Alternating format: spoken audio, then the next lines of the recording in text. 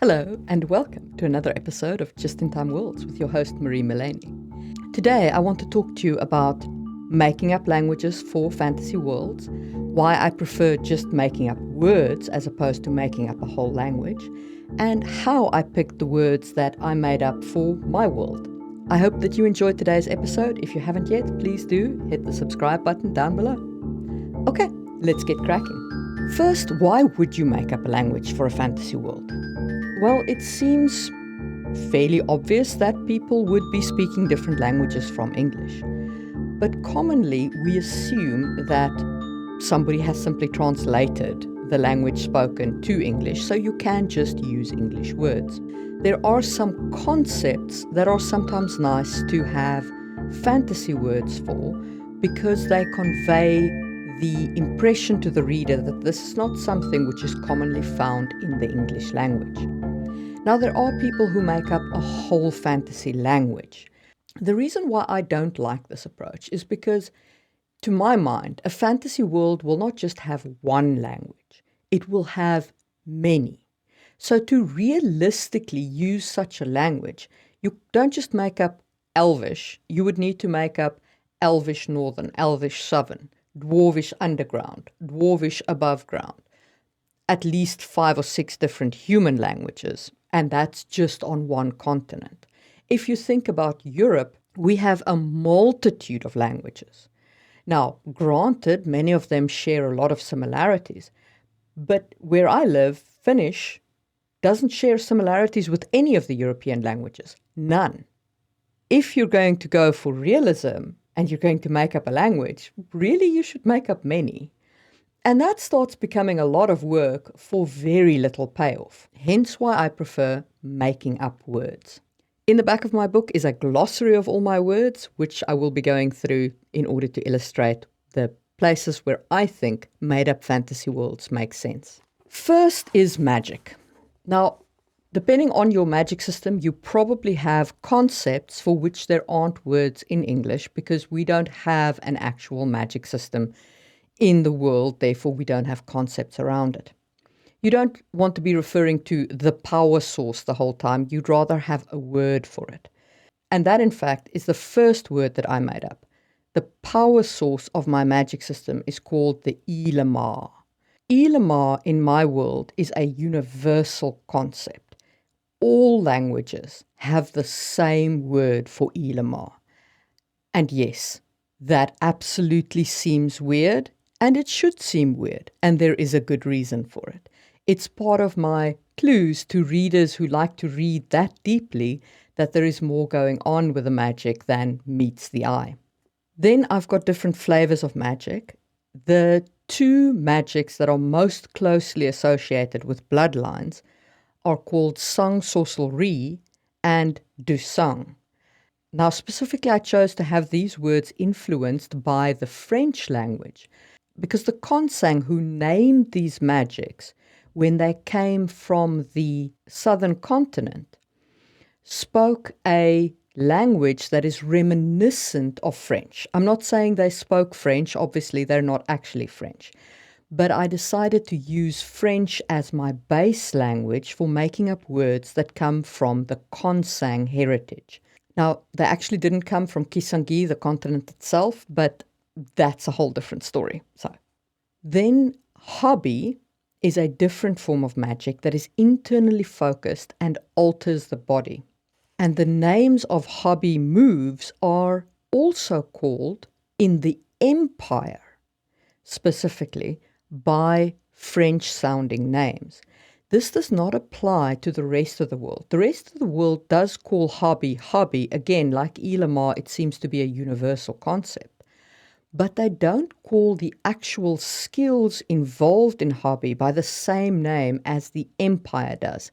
Again, clues that languages and cultures use different terms, except for these seemingly universal concepts. So, magic is obviously an ideal place to make up a fair amount of words, but it's not the only place. I also like using some made-up titles, not all titles. We do have a vast array of noble titles in our world in English, and using them allows readers to more easily consume your world. So, use Baron, use Marquis, use Earl, use Lord, etc. And yes, I am aware that Marquis and Earl are actually the same title. And yes, I'm aware that I use both Marquis and Earl in my world. And yes, I'm aware I use them as different titles. All of those are deliberate choices. Where I do like to make up titles is with religion. So we do have religious titles, things like bishop and the Pope and so on. But if you use the religious titles without the associated religion, so if you use Christianity's titles without the Christian religion, I feel that this creates the wrong impression. Because if I read about a Pope, for example, my head immediately goes to Christianity. That's the only religion I associate that title with. But now you're telling me it's attached to a different religion, and I'm like, you've just broken my suspension of disbelief. You've taken me out of the narrative. So with religion, I would always recommend making up its own titles. In some cases, you don't even need to make up weird words here. So the head of my Vero spiritual religion is called the Wheels Champion. I didn't even make up a weird word there. I didn't need one. You can make up titles here, and you can make up words for those titles. Just make sure that there is a reason of where they come from and what those titles mean in world. You can also make up words around titles for other things. For example, I use the word rechtshuis and rechtsspreker for my courts of law and my judges. The reason why I borrowed these two words specifically from German is because I wanted them to feel different, and I wanted them to feel like the tribal people who had lived in the Bloedben Peninsula before the Conlang came. The tribal people spoke a language reminiscent of German, so by using these German terms in the words that come from their language in the modern language of the empire, I gave the flavor of these concepts came from their culture rather than coming from the Conlang culture. The same for the word that they use for wizard, for blood wizard, trollkarl. This is actually the Swedish word for a wizard, and I used it again because I want to emphasize that the tribes were the ones who had these wizards. Then, of course, you have currency. Your names for your currency should probably be made up. Now, I called my coins ein, kwart, shekel, katlin, and klein, with various values as shown on the whiteboard. I basically picked them based on what they are. Ein is 1, kwart is 4 ones, shekel is 20 ones, and then katlin and klein were named after people. I had certain heroic characters in my legends and my mythos, and I named the coins after them because currency is one of the ways in which we express that kind of world building. Even in this day and age, we still have the face of people or things that we celebrate on our currency. So it seemed in keeping to me that the two highest coins in the empire would be named after the two heroes of the two different cultures that form the basis for the Empire of Lumiaron.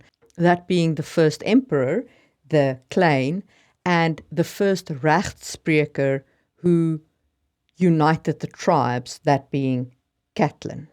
Then, of course, in your fauna and flora, you can go ahead and name it all kinds of weird things. I would just advise making sure that you keep the flavor of whichever language you're using as your base. So as an example, I have a blodla, which is a monitor lizard type of creature. I have a bluron bird, which drinks blood. I have a gravastor, which is a huge beetle. I have a napan, and I have a swamma. Now you can see that all of my fauna and flora have got that Germanic flavor in them because the names mostly came from the tribes, and the Conlang just adopted them into their language, giving them a slightly different feel and pronunciation when they used the same terms, because these were animals they'd never encountered. In-world expressions. Now, mostly here, you just have English words arranged in different ways. So, for example, my swear words are broken spokes, or the wheel's empty hub, or by the brass rim of the wheel, because my main religious iconography is the wheel, and hence, when you swear something by the wheel. But I have another expression in my world called Ratvis bit, which is used by the merchants and the peasant folk, and it means a deal is struck. It means a good deal. Now, the reason why I didn't just say good deal is an expression, and why I made up this term Ratvis bit, which basically means fair deal, is because it felt very clumsy in English to say it firstly, and secondly, it felt very modern. Every time I wrote fair deal, I felt like I was drawn out of the narrative. I felt like it doesn't quite leave me in the narrative. So I made up an expression specifically to keep the reader in the feeling of the world, especially in the first book where merchants and deal making features quite heavily. And lastly, of course, you can make up words around time. I called my time unit nub, which is a 2-hour time unit, and half of that, which is 1 hour, is called nib. The reason why I made up these terms is because the candle clock doesn't lend itself to having exact hour divisions. It would make the clock too long. It's better to have 2-hour intervals so that you can have your clock at a slightly thicker and not so long aspect. I would, however, advise some caution here. Don't go overboard with your time units. You don't want people trying to calculate how long a period of time has passed every time you mention the time measurement device. That is going to draw people straight out of the narrative. When you use the time unit, make sure that it is an easily understandable unit that people can very simply translate to hours and minutes. And that is why I made a nub just very simply 2 hours. It's very easy to convert and most people can work with that. And that is my take on expressions in a fantasy world. I hope that you enjoyed this episode. And if you haven't yet, please do check out my book, available on Kindle Unlimited. And I will see you soon for another episode of Just in Time World.